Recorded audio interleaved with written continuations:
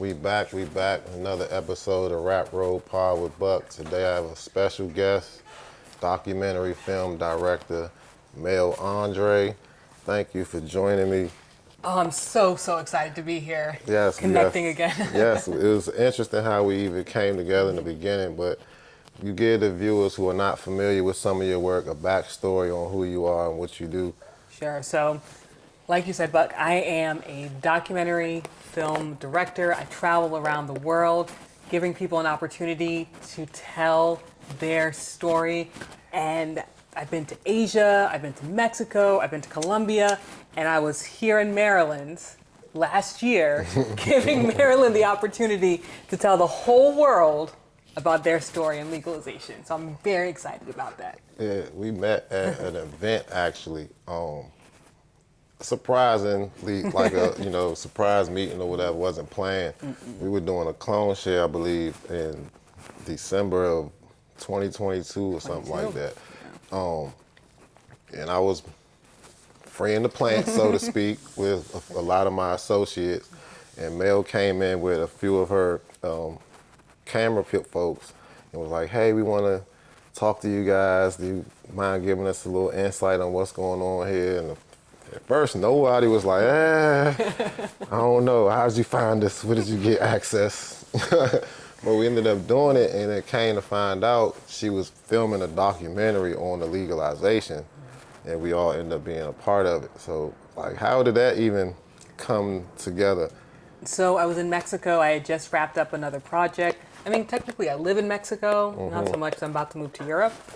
And my brother calls me. He's like, something big is happening.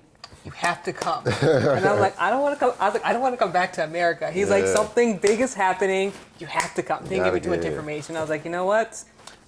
I'm going to trust my brother and what he says. So I come to America, kind of chilling a little bit, not really working. And he's like, all right, here's the event. Let's go. So I didn't even have time. Like when I came prepare. to the, So I was like, all right. I was like, this better be something. Like you're telling me like this better be something. And he was really excited for the clone event.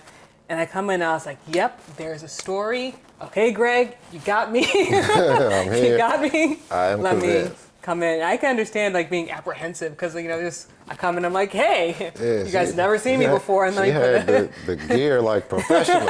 She had the rig, it was a little body joint right there.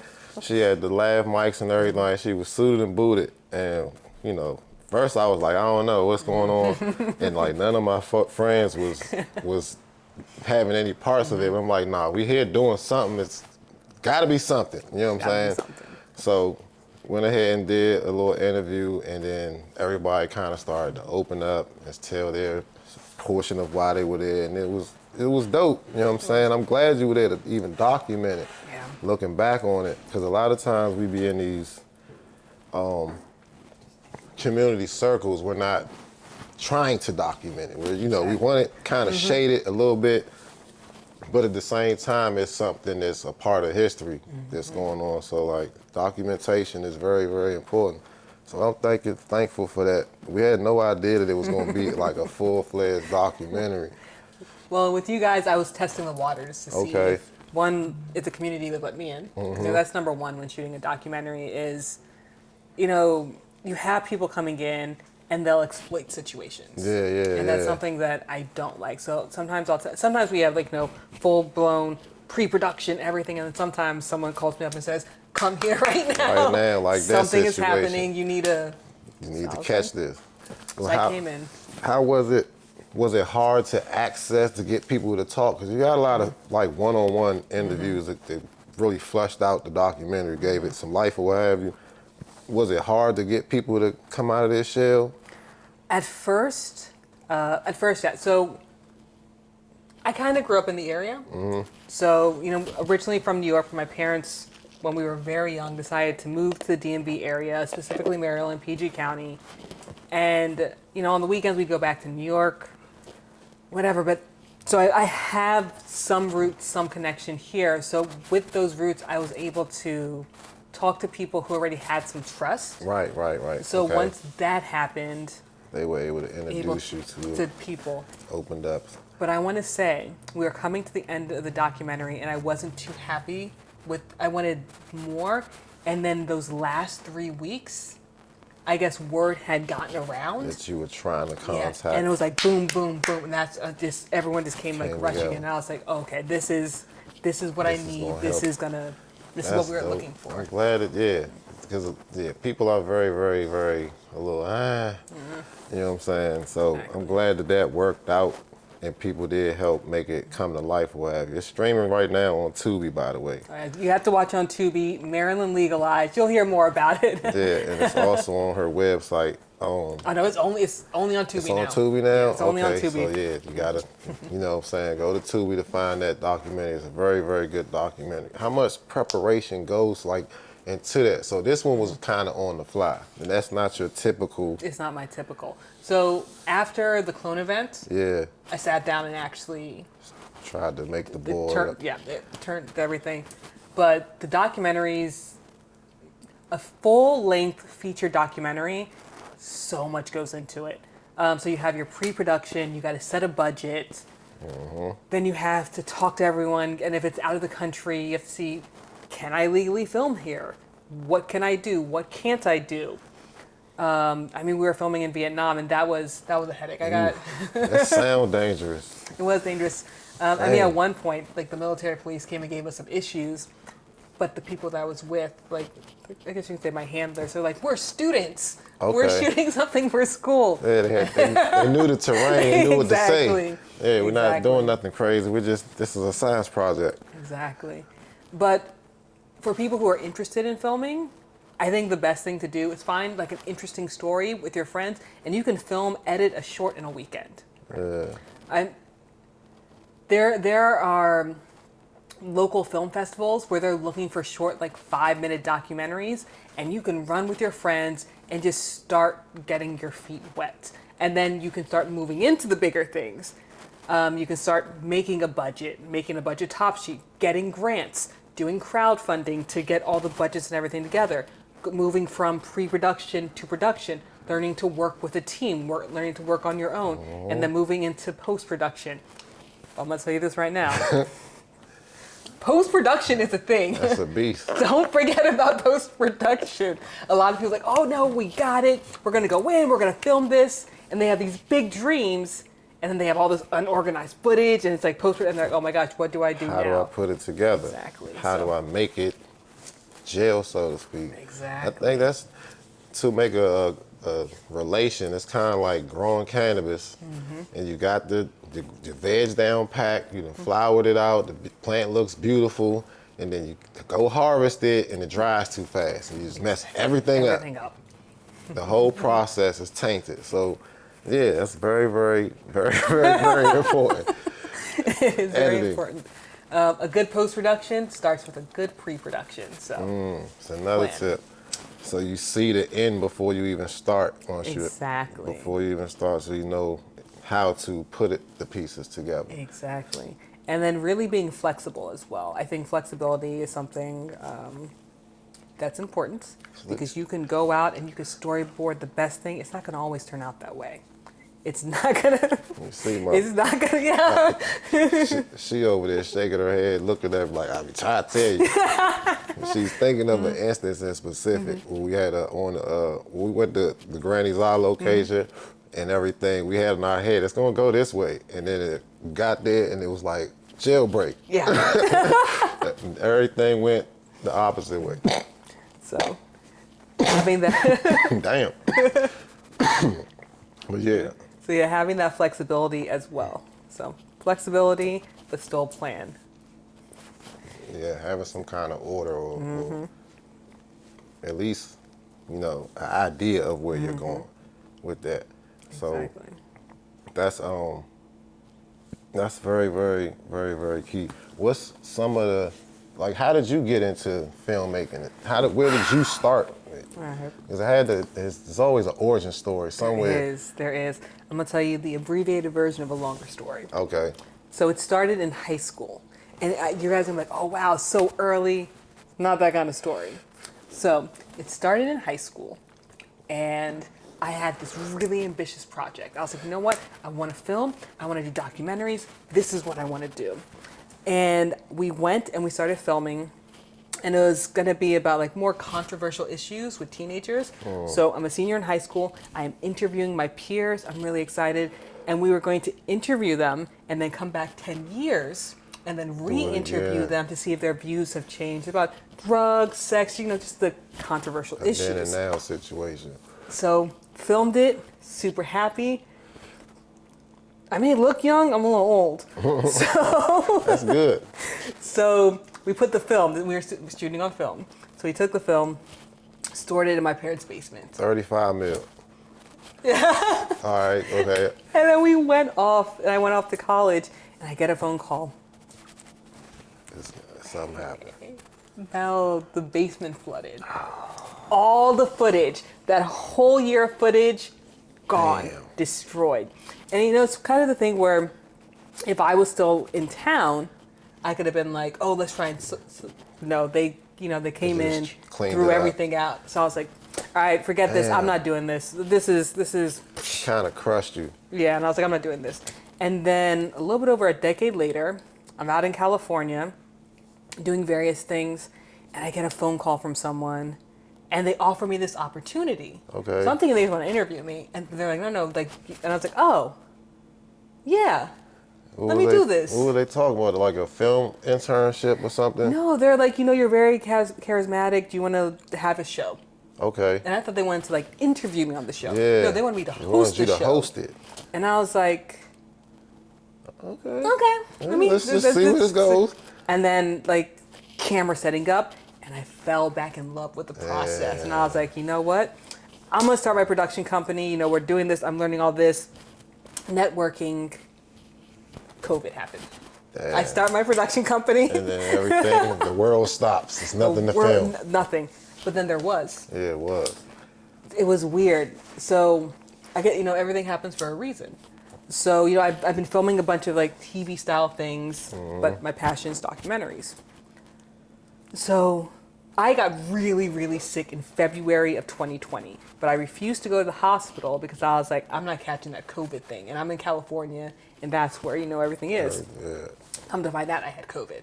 So the first week, I thought I had the flu. Second week, I thought I had pneumonia. Third week, I was getting better. I was like, oh man, I'm on my deathbed. Let me go see my parents. So I fly out here to DC to see my parents, and then getting ready to fly back, everything shut down. Airlines, trains, everything. I can't get back home to California. Yeah, so because it started. I think the first dude came back over here with it was in Texas. He slipped through. They checked him out, and then it kind of just like started. It just pinging. started, yeah. Yeah, so it was out west, and then And you then it just slid started over here right coming. before it got widespread and got stuck. Got stuck. So I'm sitting here. I was like, I want to go back to California because at least if I'm in California, I can like go to the beach. Yeah. But no, I was stuck out here. None of my equipment's with me, right? It's all in Nothing. California. Damn. So I'm like this, and then the George Floyd murder happened, Yeah. and then the protest happened. I was like, you know what? This needs to be documented. I have nothing to document it with. I have no camera. There's no rental places There's open for nothing. camera. Yeah, all that So I was shut like, down. you know what? I'm gonna live stream it. So I go, and we had like hours. I went, and it wasn't just like me.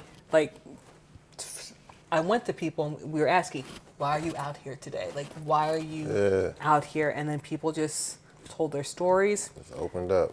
And then I think a year later, we interviewed people like virtually who.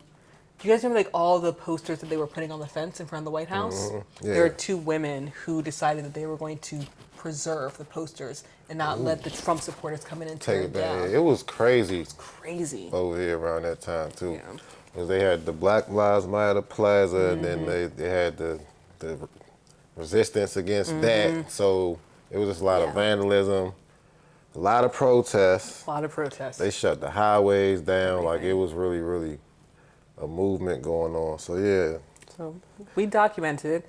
It was lo-fi, but we ended up submitting it to the Social Justice and Economic Film Festival, and that's where it premiered. damn, So it still got pushed though. That's dope. yeah, Yeah, so that was just on the fly, like you said, fly. making something out of nothing. I don't have have to be flexible. For some Don't have things. no camera, no equipment. I ain't supposed to be here. And it still made it happen. So that so when you went to Cali, you already got the bug back, but that was like your first real getting Like back feature, yeah. in there. Yeah. Then we did a couple like smaller shorts, and then I did my first real big feature. So I did a couple film festivals on Amazon. I'm gonna tell you this: don't let the haters stop you, because that film there, it got into a couple film festivals, but if it's sitting on Amazon, it's called Lesbians We Do Exist. Yeah. If I would let the haters talk, and I understand why, you know, when people see certain terms like lesbian and stuff, they're gonna put bad ratings. If I would have let that stop me, I would have just stopped filming. But you know, it is what it is, and I just kept going and going.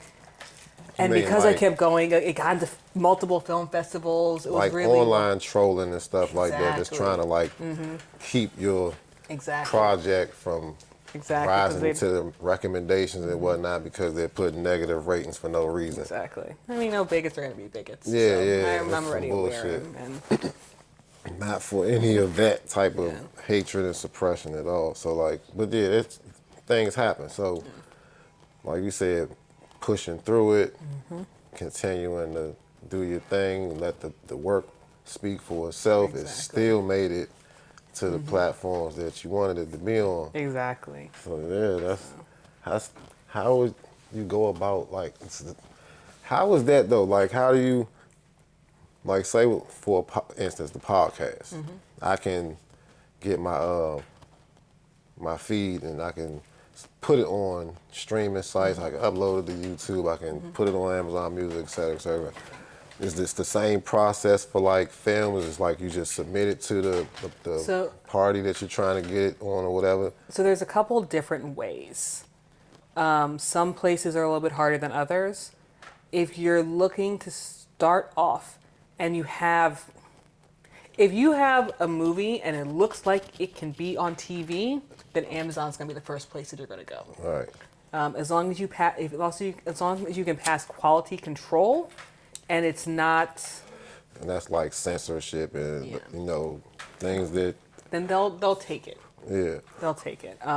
As long as it can pass quality control.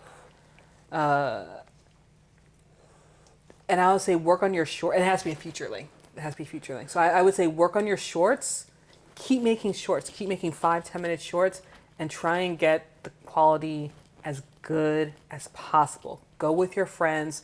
Take the time to learn, so you can pass these quality controls, and get your movie streaming. I mean, when Lesbians We Do Exist, it's gonna be on some other platforms soon, but just off of Amazon. And I mean, I'm selling it. It's not like you Yeah. can just stream it. I'm selling it. I think to watch it, it's $10. Yeah. I make money off that every month. People are buying it and for that one, I don't advertise at all. I don't advertise at all. And I should. How is it advertised? But the algorithm that kind of picked it Pushes up, it up. now that they see that people Even with do the like trolls. it. Even with the trolls. Even with the trolls. Because it's still interaction. Exactly. It's kind of like that social media interaction. They'll push something push even it. if it's hateful. If it's a bunch of back and forth interaction on it, like, well, something's going on. Somebody likes it, and they'll just push it. So And I was explaining to someone because they're like, "Oh, did you make your money back?" And I was like, "Yeah, Lesbians We Do." I made my money back almost instantly with that one. that's awesome. That one was so. And I would say this: that quality wasn't even. There were some issues with the audio. At one point, not throughout the whole movie, but at one point, and we still passed QC. So, learn what you're doing. Like, take the time, make those little shorts, go have fun with your friends, and then start. Like, as you take the next couple of steps, add more to it. So even if you have a no budget documentary or a no budget film, learn how to fill out a budget sheet, learn how to create a top sheet, learn how to create a shot list, learn how to do all those things when you're just joking around with your friends. And basically what happens is you just build it and build it and build it bigger as you're making bigger films, and then it just becomes habit, and then you can make something that's great quality, that can pass quality control, and then you can start making money doing your passions. And if you're joining all of the filmmaker online groups, don't listen to people. I mean, it is a hard industry to break into, but man, people complain That's constantly. everything and everywhere. It's Every always, it's the people that don't do it though. So those are the people that's in there that's not actively trying to get to the dream. They just got time to be like, nah, that ain't gonna work. They're gonna work. It's like you got to be realistic too. I mean, we're coming out of the whole industry is coming out of a strike. So Yeah. everything's slow. Like Yeah. like it's slow. But you can still do things. Like realistically, you can still do things. There's still work out there. So be realistic, but don't listen to the. I'm a big like when it comes to like vibration and stuff and what you're Yeah. vibing at. Don't fall into that Low trap. vibrations, energy type folks. Yeah. That but yeah, the industry is definitely shifting. I believe like entertainment, TV, movie. It's all kind of it's turning into more. Well, it's been more direct to consumer type of model or what have you, and then you got more streaming sites now like Exactly. Tubi and all of those things. There's more places for the content to go, so that everybody's not trying to get to Netflix Exactly. or Amazon. I think you can put pretty much anything on Amazon outside of smut. Yeah. You know what I'm saying? If they feel like it's going to sell, they'll let you market it. Like you said, quality control. Exactly. Once you clear all your censorship parts, the checks and balances, they'll work with you. So, I'll work with you. but it does have to be good. You know what I'm saying? Because if it's not good, Nobody's gonna no want. one's gonna watch it, and I'm gonna keep saying this. Start small, because I see a lot of people. I see a lot of people who will jump into it, and I don't want to say this in a bad way, right? Like if you have people who are willing to invest in you, that is a really, really good thing. So I don't want people to take this as me saying, like, as me being a hater, but just because mommy and daddy can go out and buy you a red camera, like a $20,000 or a $10,000 camera, doesn't mean that the product's going to be good. I mean, take your baby steps, learn what you have to do, Absolutely. and even like let's say you want to be a director, learn about sound, learn about lights, learn about cinematography, learn about the different things, so you can be someone who's very much involved throughout your films and take those steps and create something. Because I see a lot of people, they'll put like they're not too far in their journey and they'll put like $50,000 into something like, oh, it's impossible to make your money back. Yeah, no. It's That's a long uphill battle. Yeah. I mean, equipment is expensive. it is expensive. But it's technology is evolving too. So some of the lower price cameras do the same things as the higher, well, the mid tier. I ain't gonna say highest tier, whatever. But it's all in like the person behind the camera too. It's gonna make really sure is. that you know. So yeah, start where your budget is. Start where your budget is. And then even if you have no budget, I mean, technology is so great right now. There are actually film festivals where they have categories for cell phone. For real. Yeah, where they'll have like the smaller local ones. So I'm not talking like Sundance and TIFF. But I'm talking about, let's say, I'll make something up. Oxon Hill Library Film Festival, right? Yeah. I made that up. But something very local, they'll have categories for like cell phone I didn't know style that. or like micro budget. Do everything. Use your phone. Go grab a microphone from Walmart. Yeah. See if you want to do it, right? Before you go and invest, see if it's something that you want to do. Make the storyboard, make the shot list, and go out with your friends and have fun. And again, that's even if you're doing a narrative or a documentary or you want to do like a TV show. Yep. I mean, look at Issa Rae. Yeah. She started with what was awkward black girl awkward on Awkward. YouTube. Oh, That, yeah, I know. that was I know what you're talking about. yeah, Was it Awkward Black Girl? awkward black. Something like that. It was a YouTube show, and like if you go back and watch it now, it'll be like, wait, what? Like the sound's not that great, but it gave her the opportunity to learn how to write, to learn about being the presence in front of and behind the camera. And look at her now. I mean, Yeah. So now she's got her own empire. And Exactly. she started much better on herself. So it's like mastering that storytelling aspect and exactly. getting the reps in like everything else, your 10,000 hours, you're gonna eventually get better at it if you stick with it.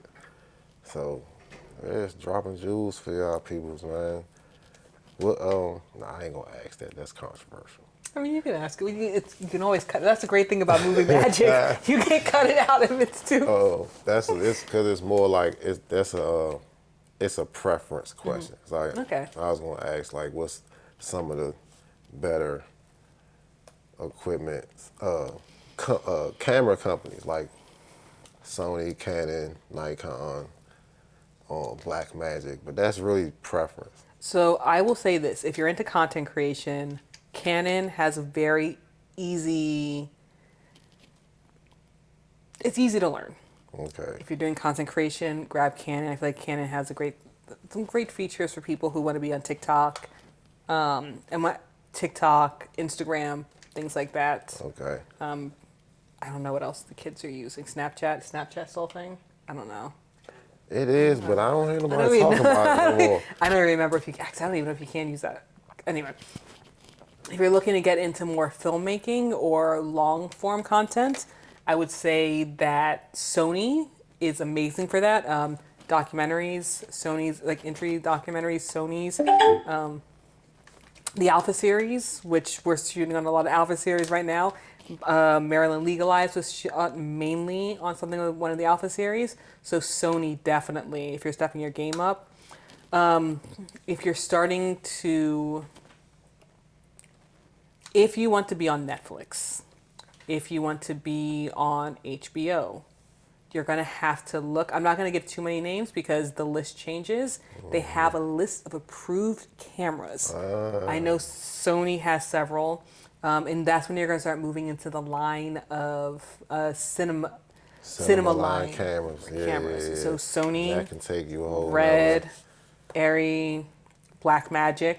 Yeah. So, Big but boys. if you've never shot anything off besides your cell phone, Don't touch those. don't touch those because Don't there is look buttons at that you're not going to know what they do at all. It's not. Don't even look at that. I mean, when at that point you're not running on a Ronin, right? You're not running on a gimbal.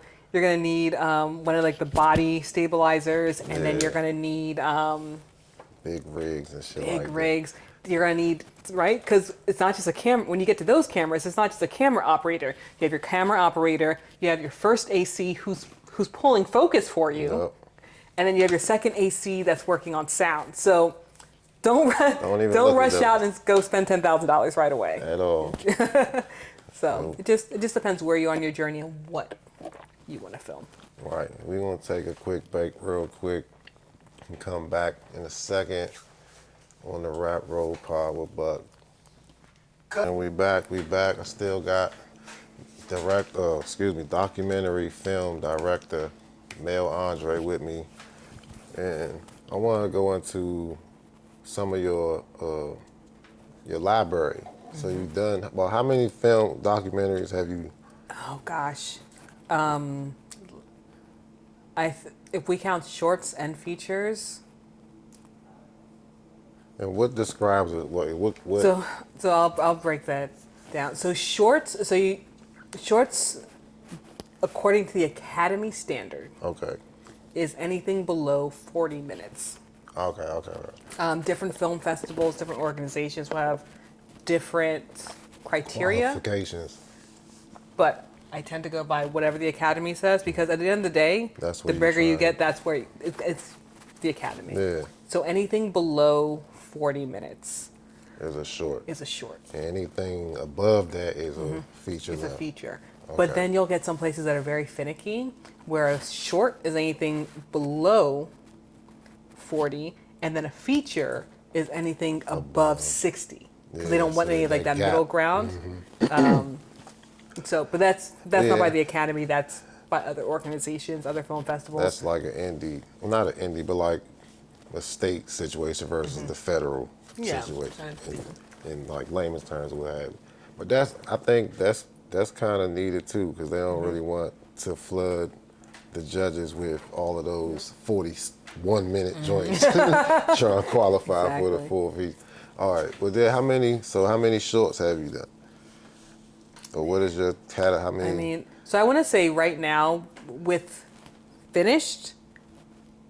So with finished, filmed, in production, kind of sitting all together, this is going to be a 20. We have 20 things. So we have 20 things in some kind of format. So something that I was very big on last year is completing a bunch of micro shorts pro bono. Because one gives you credit on like IMDb. You can put it into film festivals, and I kind of wanted to give back.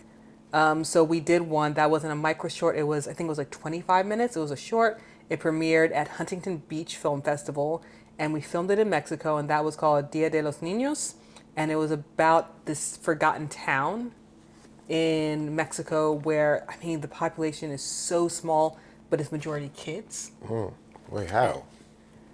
I mean, just everyone it's the country, so Okay. they're just having a bunch of kids. That sounds like a movie. I mean, yeah, you could make a movie. You Well, could you make did like a make a movie movie. out of it. So we gave back. They had this whole festival because Dia de los Niños is a festival that's like kind of worldwide that originated in Mexico. But this one town, I mean, they have 2 buildings for the school. There's only one room, so the little kids are in one, and then the bigger kids are in one. Yes, but then they're not even going to school anymore because the education's just not there. Yeah. And then, so they end up, you get like a bunch of 12 years old and older working the fields, and like the town can't advance. So they were trying to give back education-wise, give the girls confidence and things like that. Damn. Then I did a bunch of like 5 4-minute documentaries for like in this area, where I went in, kind of filmed, and then gave it to the organization. Just kind of do pro bono work. That's cool. Then I have a bunch of features, and then we have a bunch of things that we filmed where it's sitting, right? Because we're just waiting for certain times to release certain things. Yeah, timing is everything. So you don't just throw everything out there Exactly. just because you didn't film it. Just because it's done. So we Yeah. like little projects that are just sitting, Waiting for that. waiting for the right time. The last one you did, you were dog meat, right? Dog meats. That was Yes. very interesting. Has a very interesting backstory to it, I would say. It was like you were in Brazil or Belize? Asia. Southeast Asia. Southeast Asia. So Vietnam, Laos, Laos. Cambodia, Thailand, and then we did our base in Malaysia, where we just kind of like edited and stuff and didn't film because Malaysia doesn't have a dog meat issue and they never did. But Kuala Lumpur, great place. They have like luxury for really cheap. So we like stayed in like a luxury hotel. And we were just able to have high speed internet. That was the most important thing. That was cool. So how was that? What was the? Is it released yet? It's not available. No. So it's in post You don't want to production. give up too much. So I can give you guys some. I can give you guys a little bit right there. A little bit right there. Okay. So it's in post production right now. So the premise of dog meat is, in Southeast Asia, in certain regions, people eat dog meat. And people don't like it. And it's not just foreigners coming in and not liking it. It's like locals don't like it either. Now, when I initially started filming, people were upset because they're like, how are you going to go in, Mel, and tell people what they can and cannot eat? They're poor. Should be doing. And I'm like, nope, that's not what's happening. That's not what's happening at all. So what's happening is people's pets are being stolen, killed, tortured, because they believe that if you torture the dog, the meat is tastier. Wow. So you have people coming in, the mafia coming in, stealing the dogs, stealing the pets, and then selling it in certain regions, because it's not the whole countries, right? It's like very, very specific regions. And they're selling it not because people are poor, because it's more expensive than steak. Jeez. They're selling it because they believe it will bring them either A, good luck, Good luck.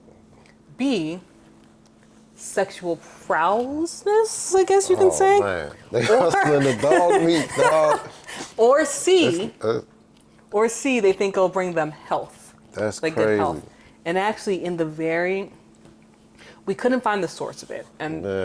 But during COVID, in like remote villages, there were doctors saying that if you ate dog meat, it cured COVID. It would do all of these great, So- wonderful things for you. Yeah, That so sounds, that's yeah. so it's basically speaking to following people who are working to end the dog meat trade, and then there's some sad stories in there too about how people's, and again, not just foreigners. I mean, not just foreigners, but foreigners and locals whose pets have been It's kidnapped, killed, basically. stolen, all of that. So That's, yeah, that's crazy. That's, yeah, there definitely need to be more awareness around. I wonder how many other, once you go overseas, things get tricky they anyway. get tricky. It gets real It does. tricky. So, like, I don't know, how was that filming over there? How was it? It's a dangerous story I mean, it's dangerous. off the top. Yeah, I'm pretty sure nobody wanted to expose any of these doings. yeah. So No. how was it? So I mean, it was tough. I'm gonna say this. It was definitely tough filming. One, it was tough filming the dogs. You know how they have like the pigs on the roast? We Yeah, had the dogs on the roast. We saw some pretty gnarly things. It was rough just filming the content. And then after filming all that gruesome content, we made the decision not to put all the gruesome content. in the yeah, because Yeah. it was too much. It was too much. And it might not have cleared some of the things, the Yeah. barriers to get it in front of the mass viewers anyway. Yeah. So I had my so someone who was working on the team, she's South African, but she lives in Vietnam, and she's watching it, and the first 7 minutes, and she's like, "Mel, this isn't like a Western art audience isn't going to be able to They're not stomach gonna this. wanna They're see not it." gonna they're not gonna be able to watch." Right. So we changed it completely. Flexibility, Flexibility. and so you'll see like shots here and there Yeah. where you have to be looking, and you'll be like, "Wait, that's a table full of 20 dead dogs that look like pigs being roasted," but it's very quick. Yeah, you found a way to mask it and still tell the story. Exactly. Right. So, but it was hard, and then like almost all that for nothing. Yeah, just taking it all in. Yeah. It's very, very, very. And then you have the authorities. And they're not trying to really reveal too much Exactly. of this either. Exactly. You don't speak bad about the government in Vietnam. That is, I mean, I've seen some weird things happen in Vietnam. I mean, at one point, we were just scouting locations, and like the police came in and like raided this one place called Train Street because technically, I guess, it's illegal. It's like because they're like cafes and stuff, and then like the cafe owner like pushed us in, like, no, you gotta be quiet. And we're like sitting there for like 30 minutes as like the military police is like going up and down Train Streets to make sure no one's sitting there to see the train. It was interesting. Then we got cursed out by the Vietnamese mafia because we were filming. We didn't even have cameras, so we were like trying to like film on like cell phones and Phones and stuff. shit. They And know what's good. Yeah. Wow, that's the motherfuckers right there. And the dangerous part was I didn't even know we were being cursed out. Because you don't know Because the the language. Vietnamese. Yeah, that's the worst thing. And then You don't even know you want to hit. I didn't even know I'm in danger, right? And then, like, the person driving the bike, she's like kind of shaking. She's like, "You know what they said?" I was like, "I saw them yelling." They're like, basically what they said was, they're like, "Why the fuck are you filming us?" And and I was like, "Oh, Yeah, we need to go rectify this situation." time to get the hell up out of here. Exactly. Damn. So, Yeah, but you got it done. So yeah. that's some of the things that you gotta go through in your field of filmmaking to get people these raw stories, though. Exactly. You know what I mean? But I think, and it's kind of sad, I think we take things for granted in the Western world. That's very true. What film festival? It's not maybe it's Cannes. It's one of the big film festivals. There's supposed to be this really great story coming out from the Middle East, and I can't remember off the top of my head which country. Where it's not even a documentary, but it's a narrative. Yeah. And they're now there's like arrest warrants out for the makers In that country, in that country I believe it. because it makes the country look. They're speaking the truth. I believe it, though. The stories are true stories, but you like in the Middle East, in the Eastern world, you don't speak bad about the government or make your country look bad in any light because that is illegal. So like we do take things for granted. Like I'm very vocal. I film crazy things sometimes, and like we really do we take it for granted. It's Yeah, so everywhere ain't really here. We always yeah. be like, fuck the, I'm going, where you going? Go ahead over. It's good when you over there on On vacation. vacation, But but once you get off the villa and, you know, all your all-inclusive passes done dried up, you got to figure out what's really good yeah, in these streets. yeah, It's a different temperament. Like, they was talking, I mean, I could go on and on about the stories of, like, how other countries have to go through way worse things than we do out there. So we take this shit for granted. we do. But, how can the people out there support your film making efforts or find some of your projects? So if you, two ways. If you go to Tubi, watch Maryland Legalized. Number one, Do go that. to Tubi, watch Maryland Legalized. It's a great film, It and it is. shows you the resilience of people fighting for something that should have never been illegal in the first place. Which we're still doing. If you go online and you type in, you Google search my name, Mel Andre, then you'll see like it'll pop up my various documentaries, and then I'll let you know when things start coming out because Dog Meat's going to come out in 2025, but it's going to have a film festival run, and then hopefully if everything goes well, we're going to try for an Oscar run. So There you go. So I appreciate you coming through, Mel, dropping you. all these jewels, yeah, thank you for plenty the of opportunity. This is information, great. and you definitely be seeing more of her in her endeavors. We seeing more of us with her on some of her endeavors because she's stuck with us now. I am So, gladly. you know what I mean? So, catch y'all on the next one. We out.